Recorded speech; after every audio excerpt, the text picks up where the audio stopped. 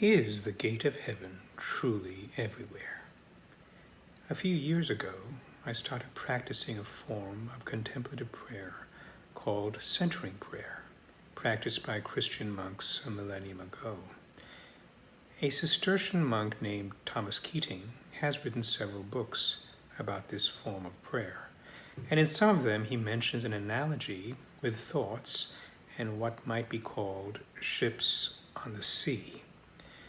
When we practice centering prayer, we notice the ships, our thoughts, but we learn to pay no attention to them.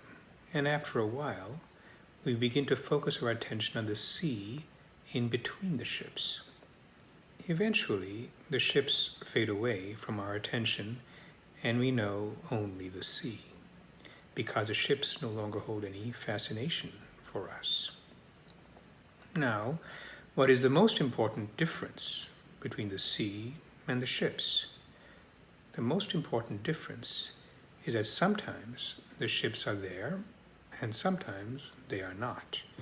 But the sea is always a constant presence, unaffected by the ships on its surface.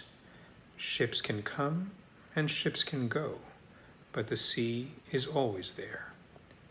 Now remember that the ships are an analogy for our thoughts. Thoughts come and go. Sometimes a particular thought is present, and sometimes it's absent. Thoughts change, but if we want to find the gate of heaven, which is truly everywhere, we want to find the changeless. The sea is an analogy for the changeless. How can we find the changeless behind the change? We notice a background from which all change emerges, and this background is awareness itself. Our thoughts are an emergent property of awareness. Thoughts are a form of change. As a thought emerges from awareness, we might notice the change, but we don't hold on to it. We don't identify with the change, the thought. The thought, the change, falls back into awareness, and awareness itself is left untouched. All our biases, opinions, miseries, and sorrows are created objects of thought.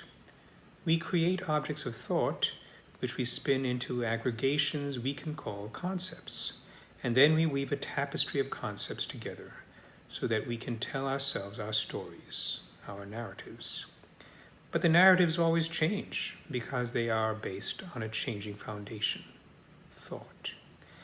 And because thought at its foundation is merely another form of change, it fades away when we shift our attention to the pristine, untouchable nature of awareness. We are a thought in the mind of God. We are change. But we as human beings always have a longing for the vast presence and knowing from which we have emerged. That presence and knowing is the heaven we remember. It's always a part of us.